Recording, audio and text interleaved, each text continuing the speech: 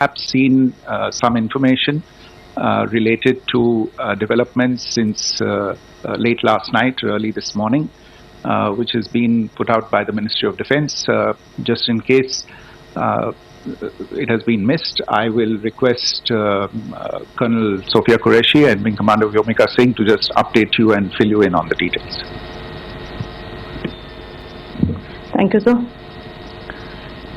Operation Sindoor पर 7 मई 2025 को हुई प्रेस कॉन्फ्रेंस के दौरान भारत ने अपनी प्रतिक्रिया को केंद्रित, संतुलित और गैर उत्तेजक बताया था। यह विशेष रूप से स्पष्ट किया गया था कि पाकिस्तानी सैन्य ठिकानों को निशाना नहीं बनाया गया। साथ ही दोहराया गया कि भारत में किसी भी सैन्य लक्ष्य पर हमले का उचित जवाब दिया जाएगा। 7 से 8 मई 2025 की रात को पाकिस्तान ने उत्तरी और पश्चिमी भारत में स्थित कई सैन्य ठिकानों को, जैसे कि अवंतीपुरा, श्रीनगर, जम्मू, पठानकोट, अमृतसर, कपूरथला, जालंधर, लुधियाना, आदमपुर, भटिंडा, चंडीगढ़, नाल, फलौदी, उत्तरलाई और भुज पर ड्रोन और मिसाइलों से हमला करने का प्रयास किया। इन हमलों को इंटीग्रेटेड काउंटर यूएएस ग्रिड और वायु रक्षा प्रणालियों द्वारा निष्क्रिय कर दिया गया। इन हमलों का मलबा कई स्थानों से बरामद हुआ, जो कि पाकिस्तानी हमलों का प्रमाण है। On the night of 7th May 2025, Pakistan attempted to engage a number of military targets in northern and western India using drones and missiles. These places included Avantipura, Srinagar, Jammu, Pathankot, Amritsar, Kapurthala, Nal, Jalandhar, Ludhiana, Adampur, Bhatinda, Chandigarh, Falodi, Uttarlai and Bhuj. These were neutralized by the integrated counter unmanned aerial system and other air defense systems. The debris of these attacks is now being recovered from a number of locations that prove the Pakistani attacks. आज सुबह भारतीय सशस्त्र बलों ने पाकिस्तान के कई स्थानों पर वायु रक्षा रडार और प्रणालियों को निशाना बनाया। भारत की प्रतिक्रिया समान क्षेत्र में समान तीव्रता के साथ की गई। यह विश्वसनीय रूप से ज्ञात हुआ कि लाहौर में स्थित एक वायु रक्षा प्रणाली को निष्क्रिय कर दिया गया। Today morning, Indian Armed Forces targeted air defense radars and systems at a number of locations in Pakistan. Indian response has been in the same domain with the same intensity as Pakistan. It has been reliably learnt that an air defense system at Lahore has been neutralized. Pakistan ने नियंत्रण रेखा पर आकरण गोलीबारी की तीव्रता बढ़ा दी है, जिसमें कुपवाड़ा, बारामूला, उरी, पुंछ, मेंढर और राजौरी क्षेत्रों में मोर्टार और भारी तोपखाने का इस्तेमाल किया जा रहा है। Pakistan has increased the intensity of its unprovoked firing across the line of control using mortar and heavy calibre artilleries in areas in Kupwara, Baramulla, Uri, Poonch, Mendhar and Rajouri sectors in Jammu and Kashmir. 16 innocent lives have been lost, including 3 women and 5 children, due to the Pakistani firing. Here too, India was compelled to respond to bring mortar and artillery fire from Pakistan to a halt. Indian Armed Forces reiterate their commitment to non-escalation, provided it is respected by the Pakistan military. Jai Hind.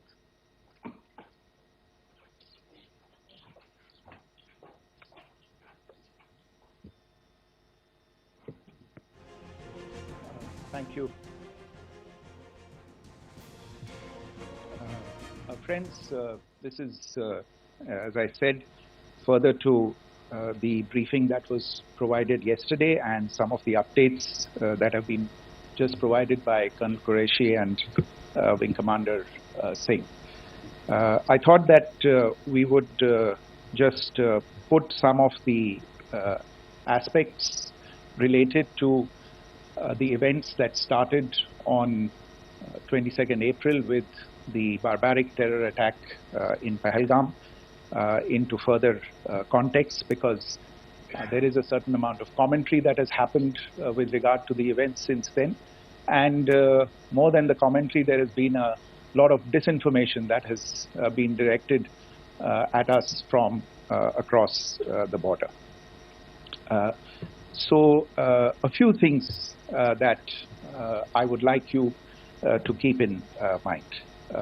First of all, there is mention on all sides of escalation.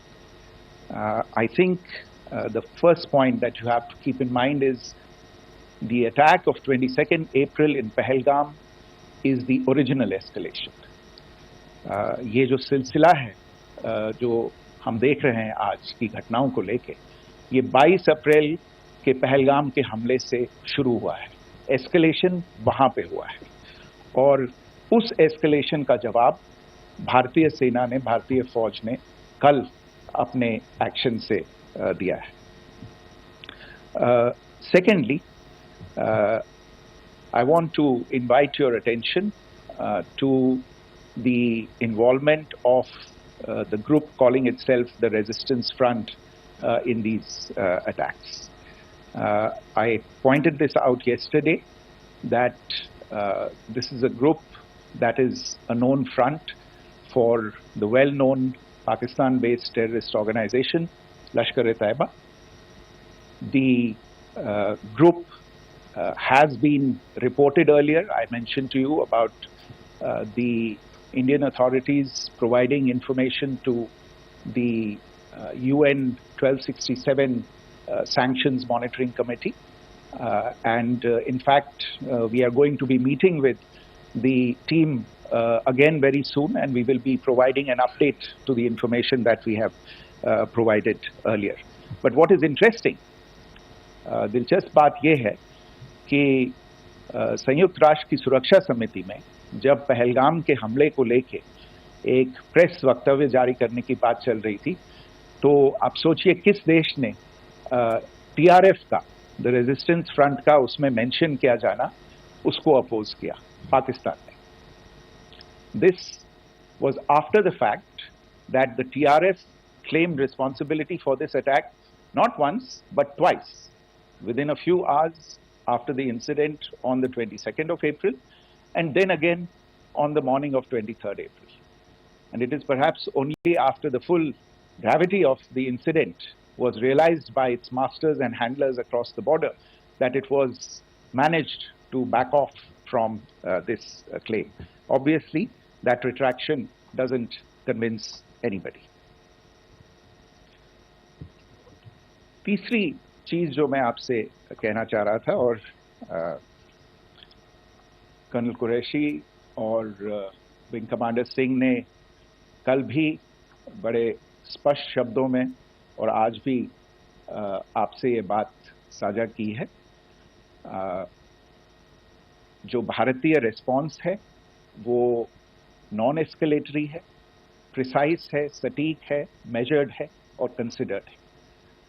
Our intention has not been to escalate matters. We are only responding to the original escalation, as I said, and our response has been targeted, precise, controlled and measured. Only military, no military targets have been selected. Only terrorist infrastructure in Pakistan has been hit. Now, there are, as I said, a number of issues that have been raised in commentaries, and there's a lot of, as I said, unfounded disinformation and fabrication that has come from across the border. And I would just like to use this opportunity to set the record straight on some of these issues.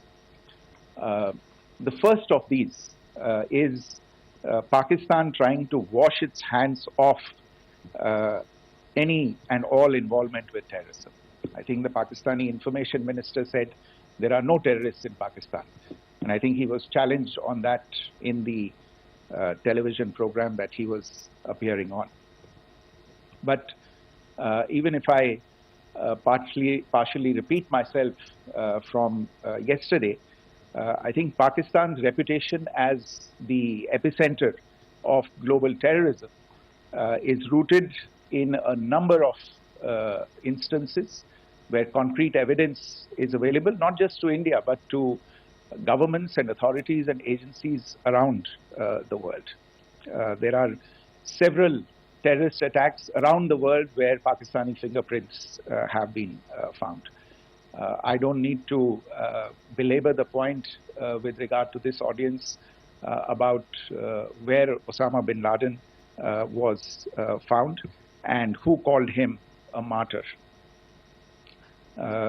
Pakistan has also for decades pursued cross-border terrorism into India with impunity. And as I said yesterday also, in order to deliberately mislead the international community, they claimed that the terrorist Sajid Mir was dead. They came under pressure, and Sajid Mir was then brought back to life, arrested, and is now apparently in Pakistani custody. Pakistan is also home to a very large number of UN proscribed as well as UN proscribed terrorists, as well as terrorists proscribed by a number of other governments in the world, including, of course, the Lashkar-e-Taiba and the Jaish-e-Mohammed, as well as their leaders, Masood Azhar and Hafiz Mohammed Saeed. आपने देखा होगा हाल ही में पिछले ही कुछ दिनों में पाकिस्तान के रक्षा मंत्री और उनके पूर्व विदेश मंत्री दोनों ने इस बात को माना है कि पाकिस्तान का ऐसे ग्रुप्स के साथ जो रिश्ता है वो क्या रहा है. Both the defense minister and the former foreign minister of Pakistan, I think they've done a more eloquent job of this than I could ever do in terms of describing their country's implication in international terrorism and their involvement in housing these kinds of groups. दूसरा जो विषय है वो है पाकिस्तान का जो एक दावा है कि एक इंटरनेशनल impartial investigation होना चाहिए, एक joint investigative committee होनी चाहिए. These calls for jointly investigating this heinous and barbaric attack in Pahalgam. Again, I think you know the history well on this. You know the track record well, and it is not a bright track record insofar as Pakistan is concerned.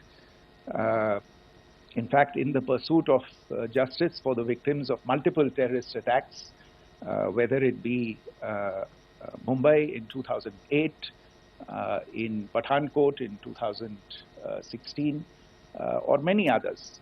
But in particular for these two attacks, India had offered to cooperate.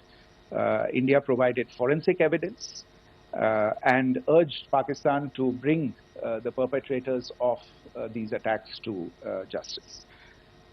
We, in particular with regard to the Mumbai attacks of 2008, where a Pakistani Lashkar-e-Taiba terrorist was captured alive, India provided extensive information and evidence related to the involvement of Pakistani terrorists in this attack. Cases were registered, but you are all aware that these cases have not progressed despite the formation of judicial teams, etc. And Pakistan has consistently stonewalled all efforts to move the investigation along. In fact, with regard to the Pathankot attack as well, a joint investigative team was formed. We gave access, unprecedented access, I should say, to Pakistani team to the site of the attack. Details of call records data and DNA, etc., were shared with Pakistan. We had shared with them details related that we had been able to access to the addresses of terrorists. We presented evidence against the office bearers of Jaish-e-Mohammed who had conspired in the attack, and the handlers of the terrorists who facilitated them and guided them in. But there has been no movement on this. So, in all of this, I think the experience has not been positive, and it certainly doesn't give us the confidence now to take at face value Pakistani assertions of wishing to participate in a joint investigation. These are just delaying tactics. These are just stonewalling tactics. And in fact, there is reason to believe that Pakistan uses the evidence that we provide only to cover its tracks and, in fact, defend the terrorists who we are looking for and obstruct the path of investigation. A third point that I wanted to address was the claim that only civilians were killed in the strikes on the 7th of May. We have made the point very clearly that all attacks on the morning of 7th May were against carefully selected terrorist infrastructure, terrorist targets. It is not clear to us, in fact, seeing some of the coverage of the after effects of these strikes, including the funerals for the terrorists that were held yesterday. I think a lot of you have seen the reports and the coverage on media. If only civilians, if any civilians were killed in these attacks, I wonder what message this picture actually sends to all of you. This is a question that is worth asking. It's also odd that the funerals of civilians are carried out with the coffins being draped in Pakistani flags and state honors being accorded. As far as we are concerned, the individuals eliminated at these facilities were terrorists. Giving terrorist state funerals may be a practice in Pakistan. Doesn't seem to make much sense to us. Pakistan has also claimed that India deliberately attacked religious sites. This is completely false again.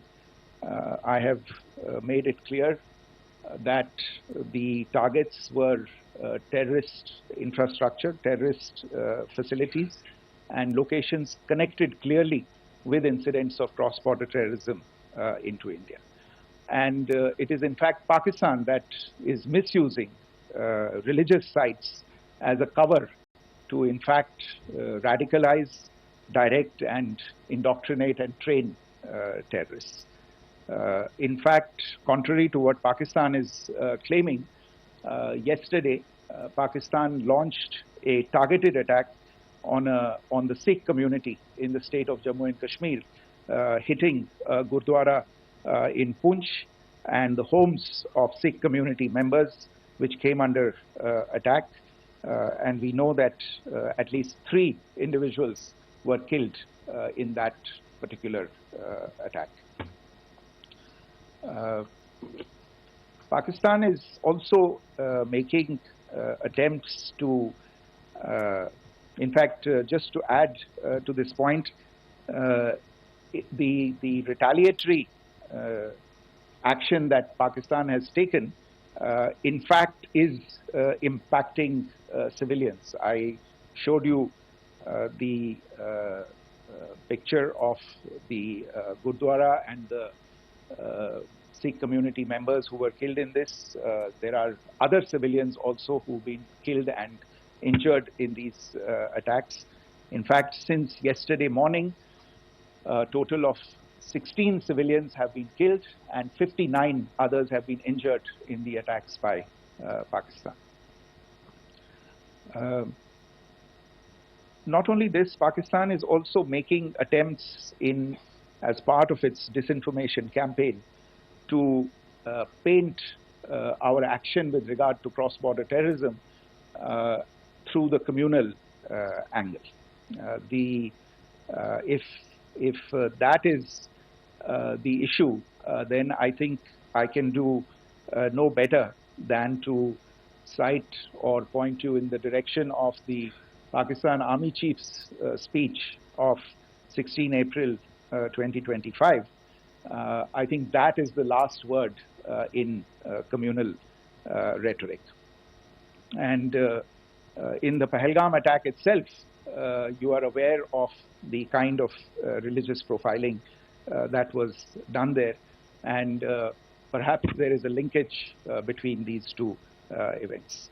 I can only say that these nefarious designs will not be allowed to succeed in India.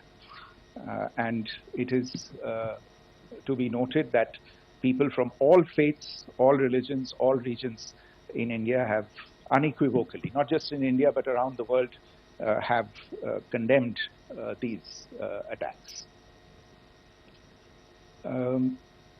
The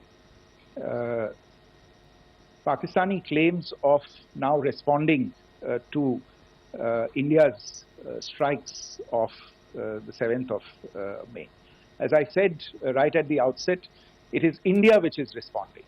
The original escalation was by Pakistan on the 22nd of April. We are the ones who are responding to that escalation with the action that was taken yesterday morning. And again, I would like to emphasize that the action was restrained.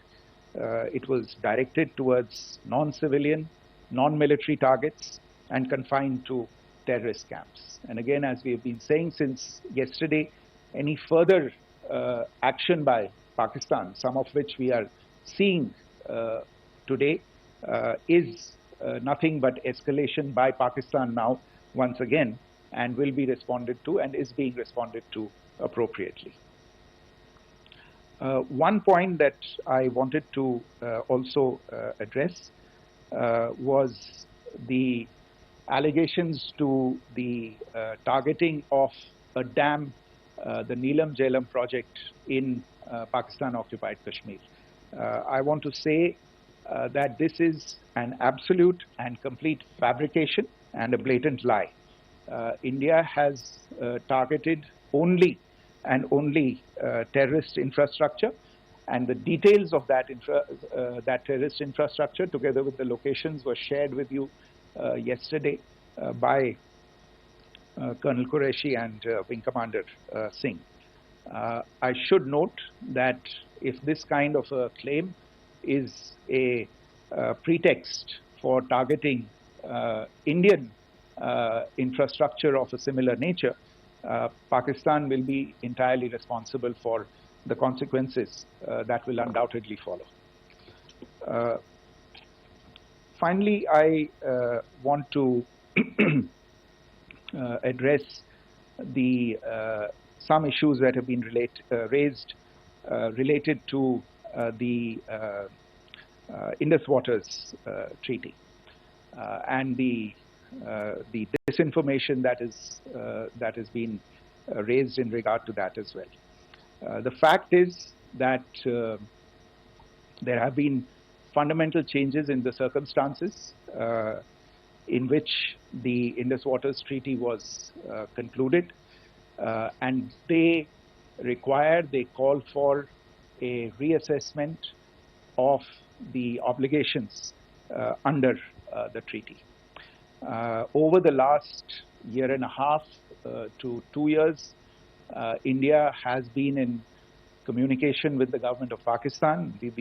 We've sent several notices to them requesting for negotiations to discuss modification of the treaty. India has for 6+ decades now honored the treaty, even during periods when Pakistan imposed multiple wars on us, and even when relations were adversarial. Pakistan is the one that has been acting in violation of the treaty, deliberately creating legal roadblocks in India exercising its legitimate rights on the western rivers. Any projects that India sought to build on the eastern rivers, and even on the western rivers, which we are allowed to by the treaty, were always challenged by Pakistan, thereby hampering our rights to utilize our legitimate waters under the treaty. In fact, if you see the preamble of the treaty itself states that the treaty was concluded in a spirit of goodwill and friendship. Mark those words, concluded in a spirit of goodwill and friendship. ये भारत का धैर्य और भारत की सहनशीलता है जो 65 साल से हम इतनी प्रोवोकेशन के बावजूद इस ट्रीटी को निभा रहे हैं. However, as has been made clear earlier as well, Pakistan has not responded to our requests to enter into negotiations for a reassessment of the obligations under the treaty. A number of conditions have changed. This is a treaty that was based on the engineering techniques of the 50s and the 60s. We are living through the first quarter of the 21st century. Technological changes and technological advancements have to be taken into account. There are demographic changes. There are climate changes that have taken place. There is the imperative of clean energy. And of course, the terrorism that Pakistan has wreaked in the state of Jammu and Kashmir itself has hampered India's ability to exercise its rights under the treaty.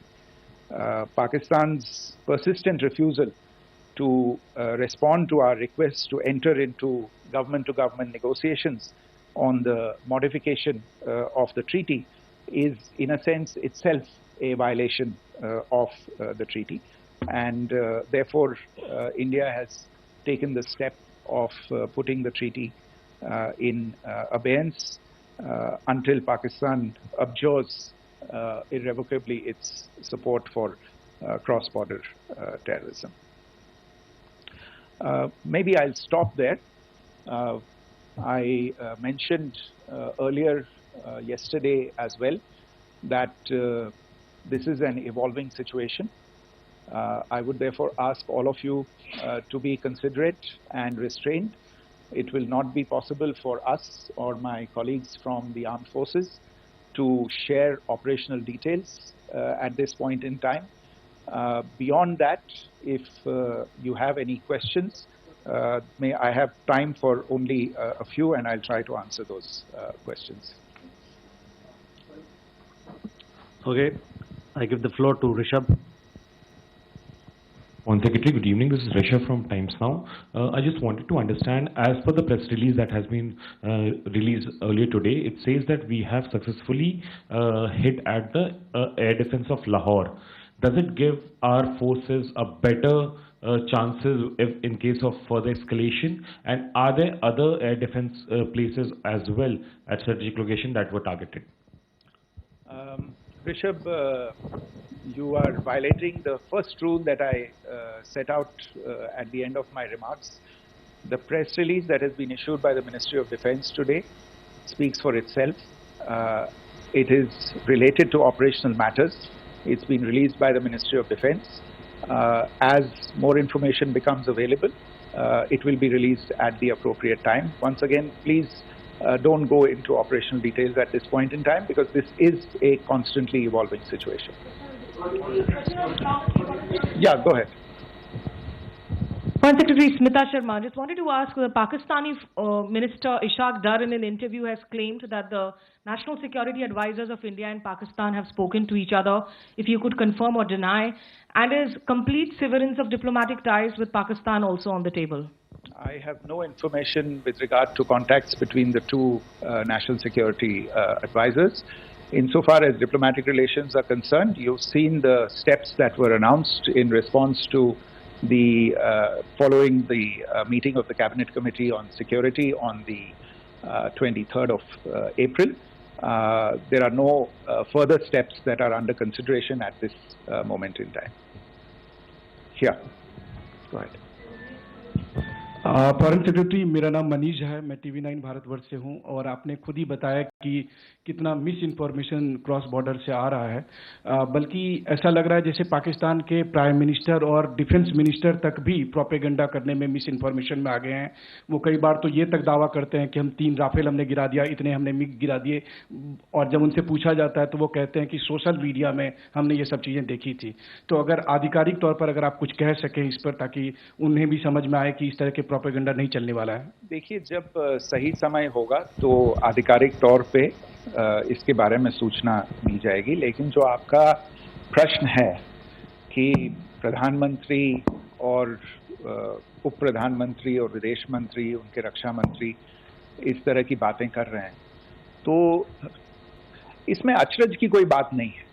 आखिरकार ये एक देश है जिसने अपना इसका जन्म लेते ही झूठ शुरू हो गया था।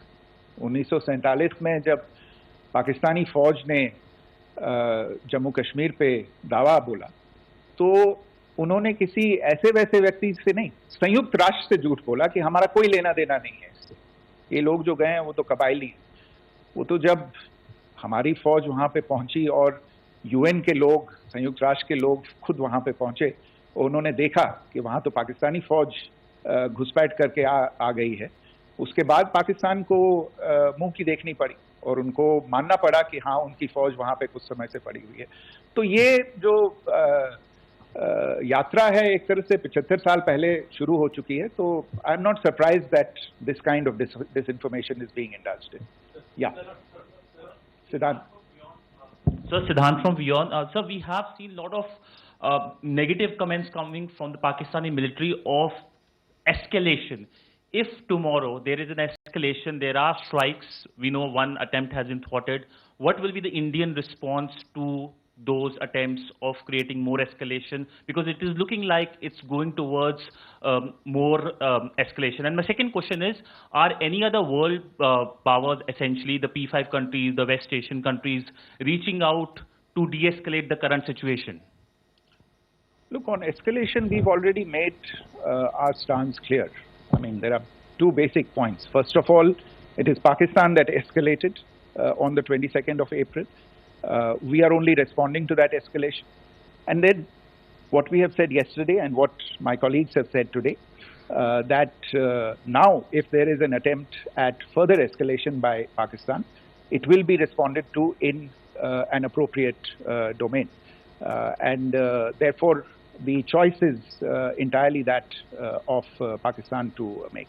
As to your second question, I don't think I can do better than to point you in the direction of the statements that are being made from practically every chancellery in the world and the sentiment that they are carrying.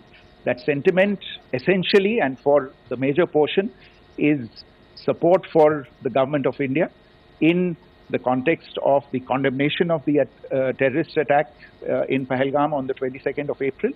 There is wide recognition of the government of India's right to respond to these attacks in self-defense, and of course a desire to ensure that there is not further escalation.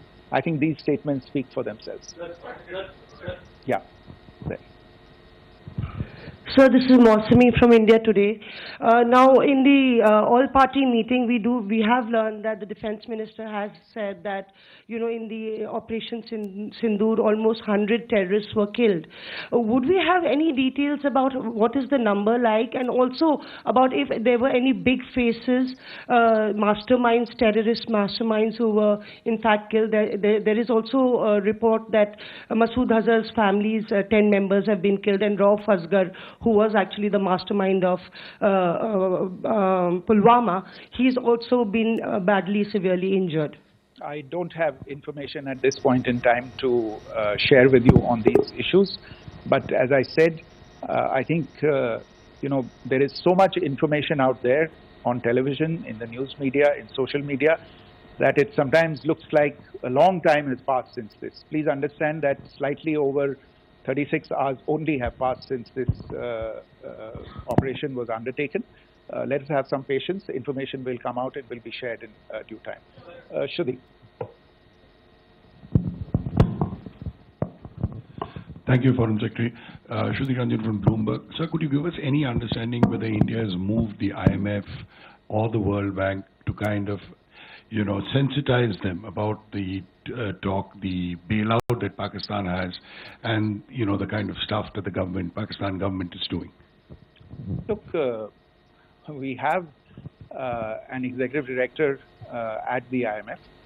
Tomorrow there is a meeting of the board of the IMF, and I'm sure that our executive director will put forward India's position. The decisions of the board are a different matter. You know the process through which they are made. But I think the case with regard to Pakistan should be self-evident to those people who generously open their pockets to bail out this country. And since you are from Bloomberg, I think you would have the data on how many IMF bailout programs have been very good. Thank you. Have been sanctioned in the space of the last 3 decades. And I think you would also have an idea of how many of those programs have actually reached successful conclusion. Probably not many. So I think this is a decision that board members have to take by looking deep within themselves and looking at the facts. So we can, one last question, sir. Sure. One last question.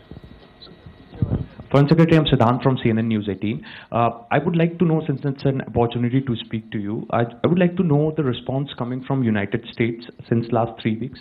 Saudi Arabia, Qatar. In fact, Prime Minister Modi spoke to Qatar before the strikes that evening. Perhaps how do you read the support coming from these countries? Perhaps traditionally they were seen on the other side. This time around, their statements are strong worded. In fact, India-Saudi joint statement also had a very strong condemnation, strong worded condemnation. United States at all levels have condemned the attack and have extended support. In fact, Saudi Deputy Foreign Minister is in India. He just met EMS Jaishankar. Also, if you could shed some light on his visit, his meeting with EMS Jaishankar. In fact, we have also been told that he met Prime Minister Modi. Thank you. Look, all the countries that you named and many others, we have been in touch with them. The Prime Minister has spoken to a large number of world leaders. A large number of world leaders have called him, as have called the External Affairs Minister. As we speak, there are conversations going on today as well with world leaders.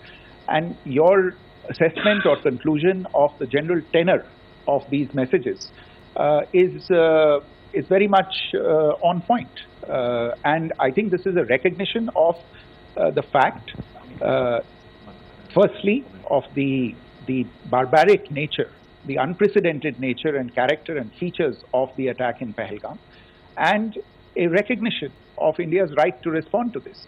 And also a recognition of the fact that in responding, we have been nothing but responsible and have done so in a restrained, in a measured, and in a non-escalatory manner. I think that counts for something. People have taken that into account, and that is what is explaining the kinds of reactions that we are seeing. And we appreciate the sentiments and the statements that have been made by the vast majority of world leaders. Yes, the Saudi Minister of State for Foreign Affairs is in Delhi. He had a meeting with the External Affairs Minister earlier today. I don't have further details at this moment, but if there are details, the ministry will share them at some point with you. Thank you. I think that's all we have time for today. We'll join you again soon. Thank you all. Thank you.